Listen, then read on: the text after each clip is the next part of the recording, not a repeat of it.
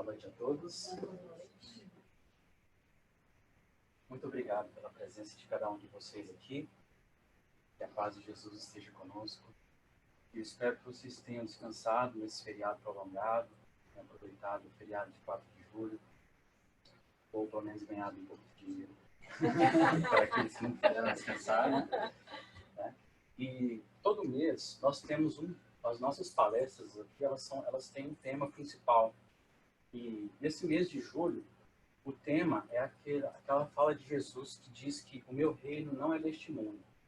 Então, a palestra da semana passada estava relacionada a esse tema. A minha e as próximas semanas também estarão relacionadas com esse tema. O meu reino não é deste mundo. Portanto, a leitura sugerida para a nossa apresentação de hoje está no livro Caminho, Verdade e Vida, que foi psicografado por Chico Xavier e ditado pelo Espírito Emmanuel. É a leitura número 24, com o título O Tesouro Enferrujado. E nessa leitura, Emmanuel faz uma análise desse versículo que está em Tiago, capítulo 5, versículo 3, onde ele diz que o vosso ouro e a vossa prata se enferrujaram. Então, primeiro, vamos tentar descobrir hoje de que tesouro Emmanuel se refere. E por que ele está enferrujado? Né? O que enferruja aqui o que a gente compra, o que a gente usa aqui no nosso dia a dia, que enferruja? Que não é usado. Ferro. Qualquer coisa metálica que esteja em desuso, uma coisa que a gente colocou num canto ali, já não usa há algum tempo, uma panela, porque se a gente mantém aquele objeto em uso, a gente vai estar sempre mantendo ele em manutenção, mantendo limpo, lubrificando, mantendo sempre funcionando. Dessa forma, a ferrugem não aparece. Né? Então, vamos tentar ler o contexto desse versículo. Tiago, no capítulo 5, de versículo de 1 a 3. Ouçam agora vocês, ricos, chorem e lamentem-se, tendo em vista a desgraça que virá sobre vocês. A riqueza de vocês apodreceu, e as traças corroeram as suas roupas. O ouro e a prata de vocês enferrujaram, e a ferrugem deles testemunhará contra vocês, e como fogo devorará a sua carne. Eu li esses versículos e eu pensei, tá bravo? Ele tá bravo, né? E aí, eu fui tentar entender o seguinte. Primeiro, ele está tão bravo que o ouro e a prata são metais que eles não enferrujam. O máximo que ele pode é oxidar. Mas que eu consegui entender desse versículo é que são tesouros tão valiosos que a gente descuidou que foi até capaz de enferrujar. Então, esse versículo ele vem nos trazer os seguintes ensinamentos. O ouro e a prata não enferrujam, nós já sabemos. E mesmo se enferrujassem, por que elas enferrujariam? Por mau uso ou por desuso, mesmo sendo coisas muito valiosas. O que a gente pode trazer, então, para a nossa realidade, que seria o nosso ouro e a nossa prata, o nosso tesouro? O que vocês acham? Família. Amigos. Fé.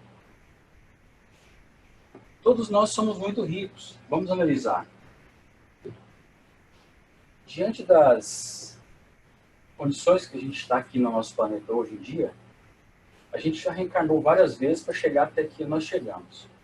Será que nós adquirimos alguma coisa dessas vidas passadas até chegar aqui? Quais foram as coisas que nós trouxemos das vidas passadas para essa vida até agora? Nós trouxemos aquela túnica linda que nós tínhamos quando éramos do Império Romano. Essa não veio, né? E aqueles tesouros que nós conquistamos nas guerras, esse também não veio, né? Mas e as nossas virtudes? E os nossos sentimentos? Aqueles que foram tão difíceis de conquistar naquela época. E esses vêm conosco. Encarnação a reencarnação. Portanto, todos nós somos ricos.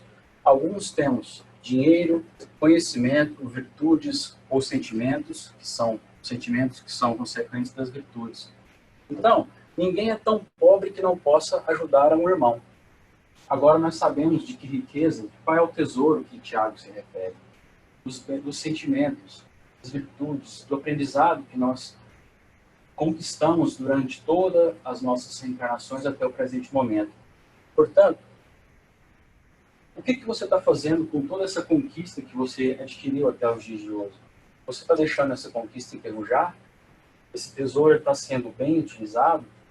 Ou ele não está sendo utilizado de forma alguma que enferrujou? Ou você está fazendo mau uso, que pode ser pior ainda?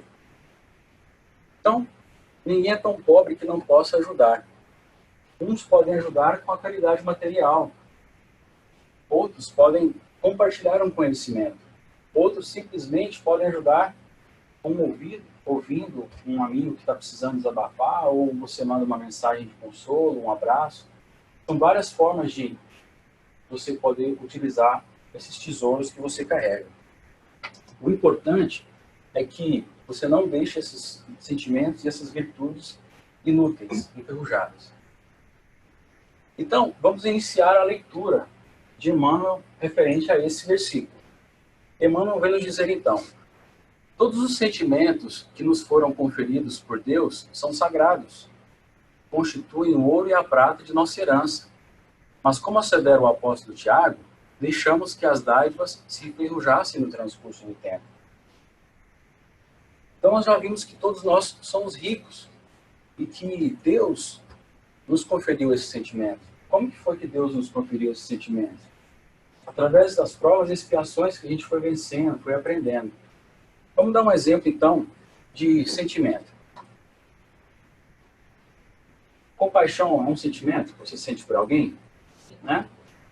A compaixão é um sentimento que você sente assim, quando você se coloca no lugar da outra pessoa e pensa: nossa, essa pessoa está passando por alguma dificuldade, eu acho que eu posso ajudá-la. Eu sei que ela está passando na pele.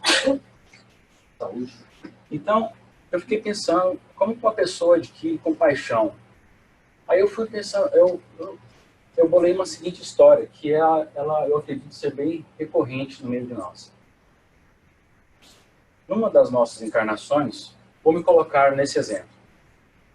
Eu nasci numa família muito abastada, muito rica. No entanto, a minha preocupação era somente em aumentar os meus bens materiais, não me importava de forma alguma com aqueles mais necessitados. Não havia humildade da minha parte, simplesmente egoísmo, ganância, e nunca fiz questão de ajudar ninguém. Ou seja, com essa riqueza, todos esses tesouros que eu fui presenteado naquela reencarnação, não soube usufruir. Até que, na próxima, aí desencarnei, reencarnei novamente numa família muito pobre. E aí eu pude perceber o valor das coisas materiais. E além das coisas materiais, o valor daqueles que se mantêm ao meu lado, mesmo sendo pobre. Então eu aprendi, enfim, o que é a humildade. Não, a pobreza não é sinônimo de humildade, mas eu soube, através da pobreza, reconhecer os devidos valores das pessoas que estão ao meu redor, das poucas coisas que eu possuo. Beleza, desencarnei de novo. Vou reencarnar mais uma vez numa família rica e abastada. Só que dessa vez, eu sei que toda a riqueza que eu possuo é um empréstimo dado por Deus. E eu soube, dessa vez, dividir com aqueles que eram mais necessitados. Eu olhava para as pessoas e sentia compaixão delas. Vocês perceberam que nasceu aí um novo sentimento, a compaixão? Assim também são os outros sentimentos.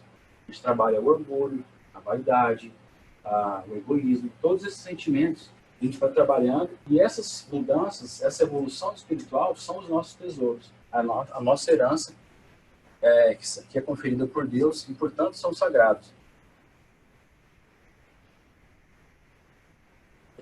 E Emmanuel prossegue dizendo então: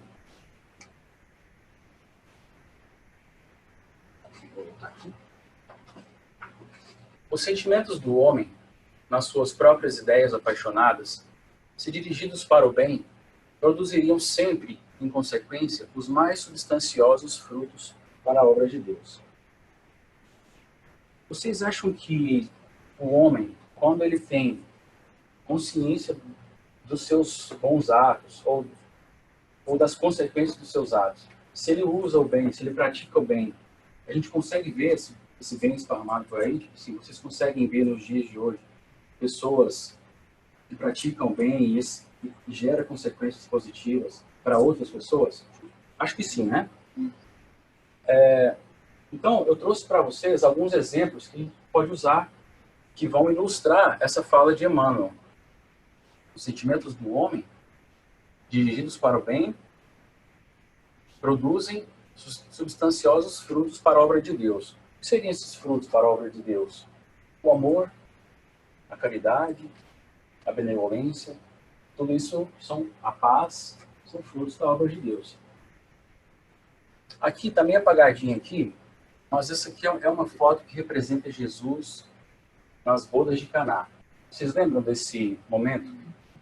Foi entre aspas, o primeiro milagre de Jesus, quando ele transformou a água em vinho. Falando em água, vou tomar água aqui. Quando Jesus transformou a água em vinho. Nesse livro aqui, ó, Boa Nova, que é um livro psicografado por Chico Xavier e editado pelo espírito Humberto Campos, nele tem um capítulo onde Simão Pedro, depois de Jesus dar ali as suas ensinamentos, Simão Pedro se mostra meio confuso com Jesus a respeito desse momento das bodas de Caná. Ele fala, Jesus, eles eram íntimos, né? Falava Jesus, né? Jesus, você não acha que transformando a água em vinho, você está incentivando o vício, a bebedeira, mandar um WhatsApp para ex-namorada de madrugada? Isso não é uma coisa boa, Jesus, não pode ser. Agora, falando sério, Jesus responde, reconheces a satisfação em alegrar um amigo? Ou reconheces a alegria em satisfazer um amigo? Então, aqui, eu trouxe esse exemplo porque tá certo, a gente está falando de Jesus, que ele fez um milagre para poder atender a necessidade de um querido amigo em todo momento. Vamos esquecer o milagre, vamos pensar na atitude. Ele fez o que ele pôde para poder ajudar aquele amigo. Então, essa é uma atitude que nós aqui também podemos fazer, certo? Não incentivar o álcool, que eu quero dizer, mas ajudar um amigo naquilo que ele mais necessita. Aqui, esse senhor aqui, alguém sabe quem é esse? Eu também não conhecia. Não é o Citano, tinha outro. Trabalharam juntos. Eu falei na minha palavra. São Vicente Paulo. São Vicente Paulo. Chamado por mim como o Santo Robin Hood, porque ele retirava dos ricos para ajudar os pobres, né? Até hoje nós conseguimos ver em vários lugares inúmeras instituições com o seu nome, né? Diante da grandiosa obra que ele construiu a partir do século XVI, mais ou menos. Hoje eu lembro de quando eu era criança, visitava orfanatos com o nome São Vicente Paulo, ou asilos, vários, né, que são consequências do trabalho desse homem. Ou seja, ele soube usar bem aquela riqueza que foi dada para ele, que ele era um padre, então ele tinha muita influência, muita sabedoria para o bem. Aqui, não sei se dá para vocês que estão no fundo ver, é o Chico Xavier, e ele está aqui com uma senhora, algumas crianças e outras pessoas aqui. O que eu quero mostrar do Chico Xavier não é as obras que ele fez como médium, porque nós sabemos das mais de 400 obras que ele escreveu, através da psicografia, das cartas, inúmeras cartas que ele psicografava para consolar as mães que o procuravam, nem também das receitas homeopáticas que ele dava às pessoas por intermédio de Bezerra de Menezes. Vamos esquecer o lado mediúnico dele. Chico Xavier foi uma pessoa extremamente pobre, uma família gigantesca, e mesmo assim ele foi capaz de fazer obras de caridade assim, incontáveis. Visitas a hospitais, a pessoas com extrema pobreza. E ele, então, foi uma das pessoas que... Eu até li essa semana um dos trabalhos que ele fez, que ele conta a história da Valéria. Essa Valéria, ela tinha dificuldade, ela sofreu, ela estava com uma doença onde ela perdeu os movimentos, ela não conseguia falar mais. E ele visitava ela todo sábado, e falava, ô Valéria, fala Jesus, e ela não conseguia. Aí depois, passou um tempo, ela pegou uma pneumonia, piorou, e ele mesmo assim passou a visitá-la e falou, não, agora a gente vai vir aqui todo dia. Todo dia ele falava, Valéria, fala Jesus, pensa em Jesus. Na época que ele passou aqui pela terra, as pessoas caminhavam até ele, procuravam ser tocar a Jesus para encontrar então a sua cura. E numa dessas ela falou, Jesus, isso assim, de uma forma bem, muita dificuldade. Mais um tempo passou, ele sofreu um infarto e ele não podia ficar em tratamento no hospital por causa das inúmeras visitas que poderiam atrapalhar ali o trânsito do funcionamento do hospital. O médico recomendou que ele fosse se curar, não se curar, repousar em casa. E aí eles colocaram uma enfermeira lá, proibiram a entrada de todo mundo, ele explicou para a enfermeira, ele não lembra o nome, falou, olha, se você me vê conversando aqui, é porque eu não estou sozinho, estou falando em voz alta, mas eu não estou sozinho. Ele recebia, ele via, conversava em voz alta com os espíritos, né? E aí, durante esse tempo de repouso, ele recebeu a visita de uma mulher muito linda. E ela, Chico, você lembra de mim? Ele falou, oh, irmã, os médicos me recomendaram para não me esforçar muito, na minha cabeça, estou muito doente, mas nós somos amigos ainda de Pedro Leopoldo. Aí ele inventando todo tipo de desculpa para não falar para ela que ele realmente não lembrava. Me fala seu nome, irmã. Você é de Pedro Leopoldo? Fala também o seu sobrenome, que aí eu vou identificar. Aí ela falou assim, não, Chico, eu vou falar o nome aqui, se você vai saber quem eu sou. Aí ela falou, Jesus, era a Valéria, aquela pessoa com quem ele visitou por mais de 6 anos, todos sábados, e nisso ele conta, emocionadíssimo, porque ele viu ela, estava extremamente linda, e ela tocou nele, e aquela dor que ele sentia diminuiu. Por quê? Por causa de Jesus, simplesmente o nome de Jesus.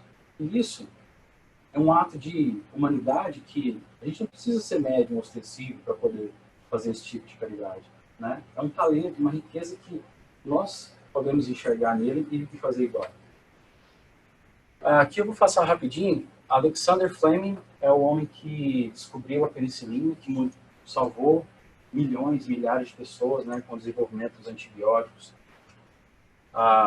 Essas duas mulheres extraordinárias, que é Madre Teresa de Calcutá e Princesa Diana. Madre Teresa, todos sabemos da obra de infinita obra de caridade dela. A Princesa Diana mesmo, adquirindo uma posição na família real, ela não se encaixou naquele modelo, né, se sentia incomodada e por isso ela fez também muitas coisas. Bill Gates, que foi considerado o homem mais rico do mundo por muitos anos, hoje em dia ele usa essa riqueza em prol de pesquisas em busca de vacinas, especialmente para ajudar os africanos. E, por último, não sei se vocês conseguem ver, aqui tem um rapaz que está ajudando um outro rapaz a se alimentar.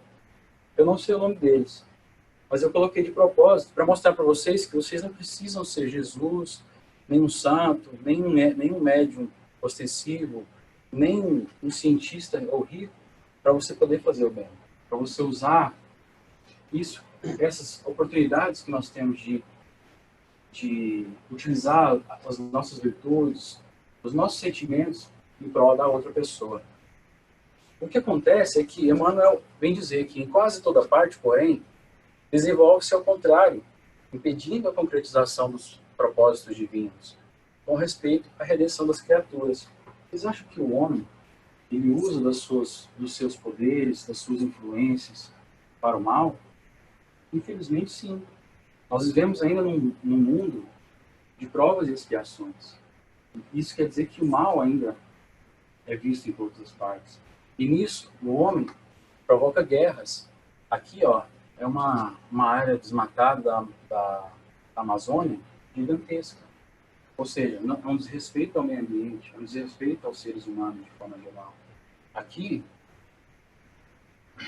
é um bebê sírio que foi encontrado numa praia na Turquia, por causa das guerras, e filho de refugiado. Tudo isso por quê? Por causa da ganância do homem, o desejo de obter posses e o apego ao bem material e o mau uso das suas influências, das suas virtudes. E aí, então, Emmanuel, ele dá exemplo de alguns dos erros que nós cometemos diante dos sentimentos e das virtudes que a gente poderia usar para o bem. Ele diz que, de modo geral, vemos o amor interpretado tão somente à conta de emoção transitória nos sentidos materiais. E aqui eu coloquei paixão versus amor. E isso para referir não somente a pessoas, mas também às coisas. Quando a gente não dá o devido valor, a gente se apega nas coisas ou nas pessoas. E, às vezes, esse amor que a gente pensa sentir é simplesmente passageiro, ou seja, é uma paixão, né? Você tem muita vontade de ter uma BMW. Então, você trabalha por anos e consegue comprar uma BMW nova. Quando você compra, você já vai querer depois uma mais nova, ou uma melhor, ou uma outra marca. Ou seja, aquele é um desejo temporário, né?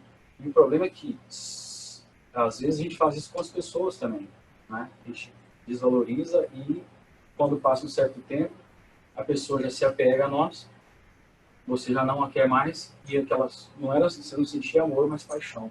Geraria, então, um sofrimento, um mau uso do que seria o amor, na verdade. A beneficência, aqui, ó, entre os maus usos dos nossos sentimentos, do nosso tesouro, Emmanuel fala, a beneficência produzindo perturbação entre dezenas de pessoas para atender 3 ou 4 doentes. Isso me lembrou uma passagem que está no livro Paulo e Estevão, no momento em que a igreja de Antioquia passava por um momento muito delicado, porque nessa época Saulo já era Paulo de Tarso e ele estava em outras regiões, e Simão Pedro estava passando por dificuldades na casa de Antioquia, porque nessa casa, além dele, trabalhava também Tiago. Tiago era um dos apóstolos que seguiam muito as regras do judaísmo ainda. Então, a igreja de Antioquia era uma igreja cristã. Só que, para poder agradar Tiago, que o Simão Pedro precisava da ajuda dele, o Tiago estava adotando alguns comportamentos ali que não iam de encontro às pregações do Cristo. Foi aí, então, que, para atender algumas pessoas, no caso de Tiago, o Simão Pedro abriu mão de verdades absolutas. Isso pode ser errado, né? Então, você acaba abrindo mão de alguns princípios, né? Só para vocês terem uma ideia do que eu estou falando, a circuncisão. Jesus jamais obrigou uma pessoa para que ela entrar no reino dos céus, para que ela pudesse conhecer verdadeiramente o Evangelho, fosse necessária a circuncisão. E esse era um tema polêmico na igreja. Depois foi resolvido. Se vocês quiserem saber detalhes, leia o livro Paulo e Estevão. E o mesmo pode acontecer conosco aqui no nosso movimento espírita. Às vezes, porque uma pessoa quer que um comportamento ou uma regra seja adotada na casa espírita, às vezes a gente acaba desvirtuando o que realmente é o espiritismo. Então a gente tem que tomar muito cuidado, até para praticar o bem. A gente também, infelizmente, utiliza a fé para dar origem a guerras, né? Mais recentemente, guerras com caráter religioso, a gente existiu durante todo o tempo em todo o mundo. Mas hoje em dia a gente vê mais frequentemente no Oriente Médio, especialmente com relação ao islamismo. Essa foto aqui à direita é de uma senhora que teve a sua casa de oração destruída, porque ela é uma religião de origem africana, né? E a intolerância religiosa fez com que destruísse toda a casa dela. E alguns ataques assim aconteceram no Brasil recentemente, infelizmente. Outros também ataques a imagens em igrejas católicas. Isso, então, é a gente fazendo mau uso da fé, né? Pensando que nós somos donos da razão e da fé absoluta. O zelo sagrado da existência, criando egoísmo fulminante. Esse sou eu que venho para o centro toda semana, leio toda a obra da codificação de Allan Kardec, leio todas as obras de André Luiz, já li os 400 livros de Chico Xavier e estou tentando me manter no zelo, sabe? Tentando me transformar. Mas o que eu estou fazendo com isso? Nada.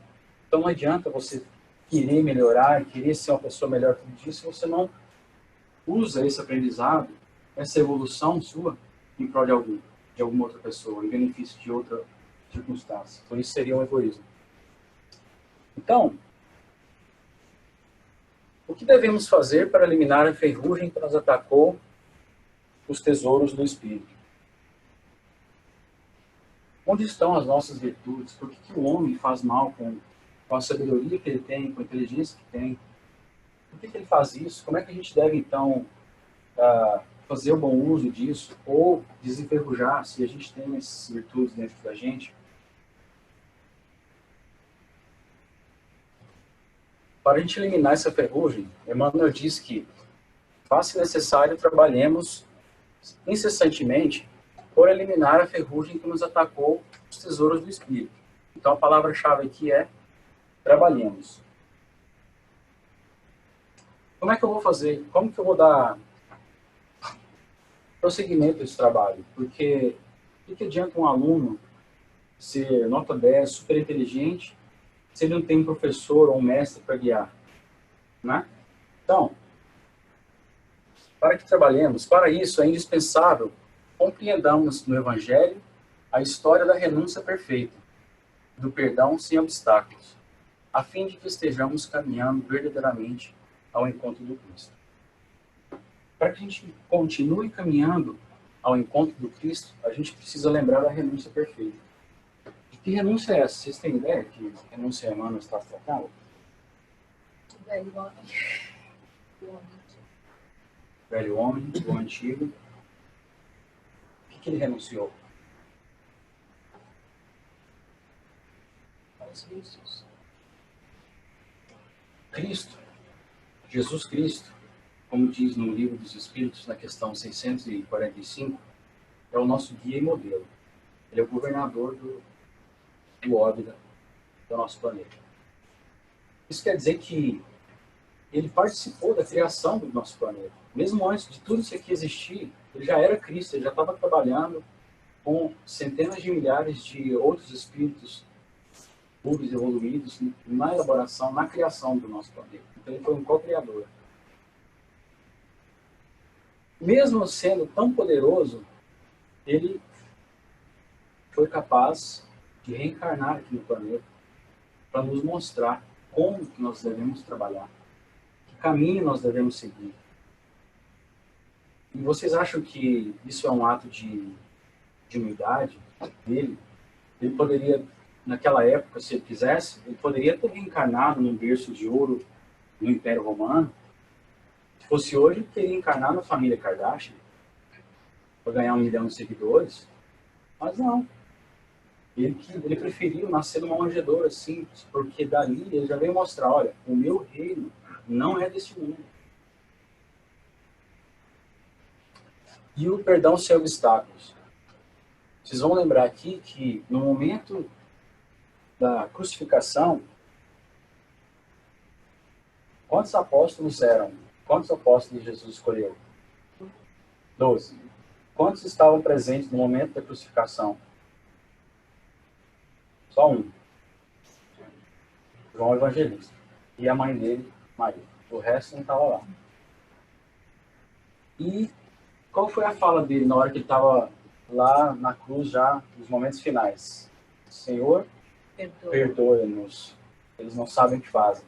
Né? Mesmo depois de ter sido, antes de ser crucificado, ele já sabia que Judas Iscariotes iria entregá-lo, né? Até mesmo Simão Pedro, que era um dos seus apóstolos mais queridos, que o negou 3 vezes. Como que Jesus foi capaz de entregar a sua obra para Simão Pedro? Será que Jesus ele não soube escolher os apóstolos? Porque que trabalho que esses homens seriam capazes de fazer naquela época? Né? Vamos ouvir aqui então. Eu achei uma outra leitura nesse mesmo livro, Caminho, Verdade e Vida,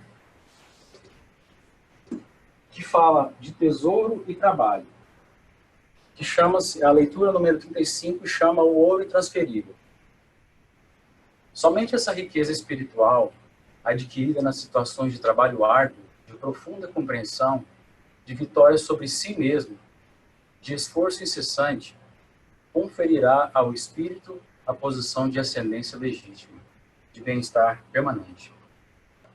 Quando o trabalhador gasta suas possibilidades nos trabalhos do bem, com esquecimento do egoísmo, desinteressado de si próprio, colocando acima dos caprichos da personalidade os objetivos da obra de Deus, lutando, amando, sofrendo e entregando-se a Ele, adquire indiscutivelmente o ouro eterno e intransferível.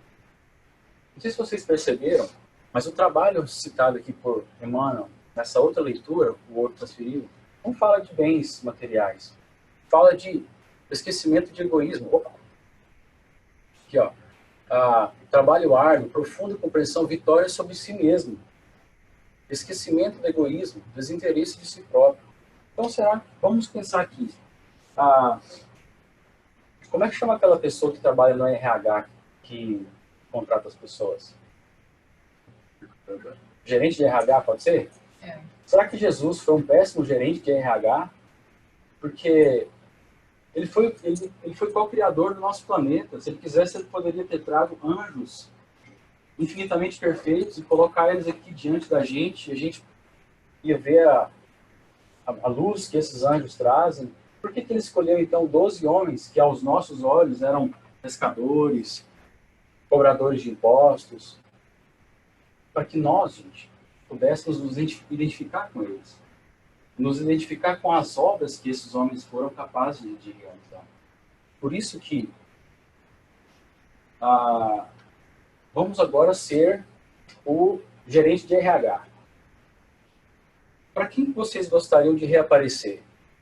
Para Maria Madalena, que era uma cortesã, materialista, toda apegada à beleza e aos bens materiais, ou para a mãe dele, que era Maria, mãe de Jesus, amada, que era uma pessoa pura, que acha sem pecado. Por que ele escolheu Maria Madalena? Porque ele, que é Jesus, ele conhece as nossas obras daqui a 2000 anos adiante.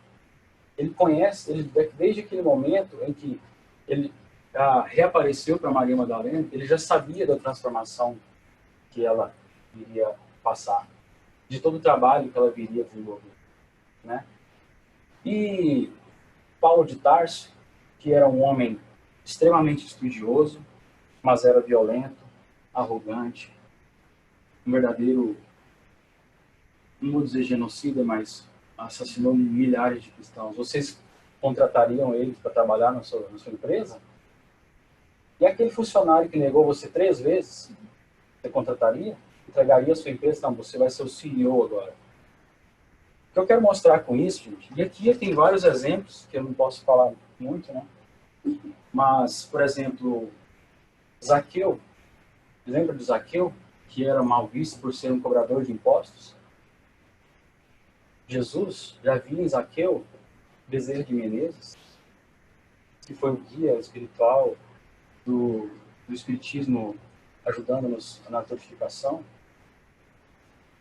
E Públio Lentulus, alguém já ouviu falar em Públio Lentulus? Públio Lentulus era um senador romano que poderia ter mudado a história da humanidade. E ele tinha o poder de decidir se Jesus seria crucificado ou não. Naquela época, ele preferiu lavar as mãos. Mas, no entanto, Jesus, já sabia que milhares de anos para frente, ele seria capaz de ajudar a implantação do reino de Deus na Terra. Encarnou-se como Emmanuel, o guia espiritual de Chico Xavier. Portanto, por que eu estou dando todos esses exemplos? Maria Madalena, Simão Pedro, que para nós, se nós formos analisar a reencarnação deles no planeta, eram homens comuns, mulheres comuns. Mas a obra que Jesus quer, o trabalho que Jesus quer, é a transformação pessoal. Quando a gente vê a transformação de Paulo, a gente fala, não, eu também consigo. Quando a gente vê a transformação de Maria Madalena, eu também consigo. Então, essa transformação individual, que é o trabalho que Jesus espera de nós. Uma outra característica do trabalho é que ele deve ser um trabalho feito em união. Jesus não trabalhou sozinho. Então, a transformação é interna, mas o trabalho deve ser em união.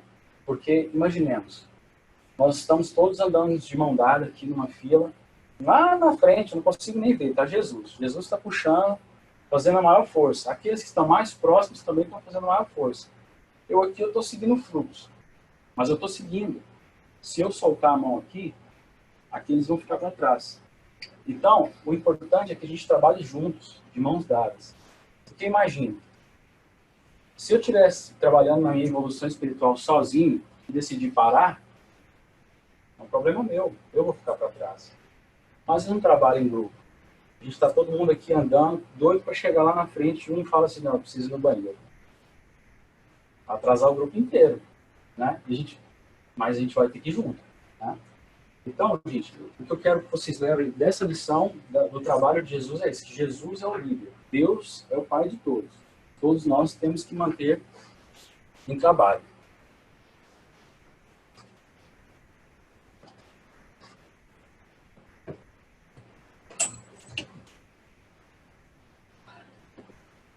Trouxe então para vocês vários exemplos do que a gente pode fazer com as virtudes e os sentimentos que nós temos nos dias de hoje.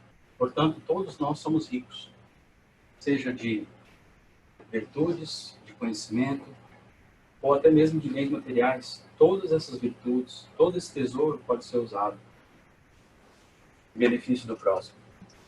Ninguém é tão pobre que não possa ajudar um irmão. Faz-se necessário, trabalhemos incansavelmente, incessantemente, para eliminar a ferrugem que nos atacou, os tesouros do Espírito.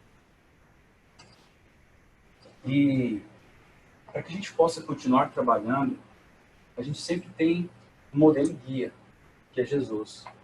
Se a gente pensar, mas Jesus é um espírito tão evoluído que eu não consigo ser igual a ele. Foi por isso que ele veio até aqui. Porque ele disse, é assim, esse é o caminho. Vocês têm todos os tesouros que meu Pai vos cedeu, um tesouro sagrado. Portanto, não deixem que esse tesouro enferruje. Por isso, eu queria dizer, Senhor, fazei de mim um instrumento de vossa paz. Onde houver ódio, que eu leve o amor. Onde houver ofensa, que eu leve o perdão. Onde houver discórdia, que eu leve a união. Onde houver dúvida, que eu leve a fé. Onde houver erro, que eu leve a verdade. Onde houver desespero, que eu leve a esperança. Onde houver tristeza, que eu leve a alegria. Onde houver trevas, que eu leve a luz. Ó Mestre, fazei que eu procure mais consolar e ser consolado. Compreender e ser compreendido. Amar e ser amado. Pois é dando que se recebe. É perdoando que se é perdoado. E é morrendo que se vive para a vida eterna. Muito obrigado, meus amigos. Graças a Deus.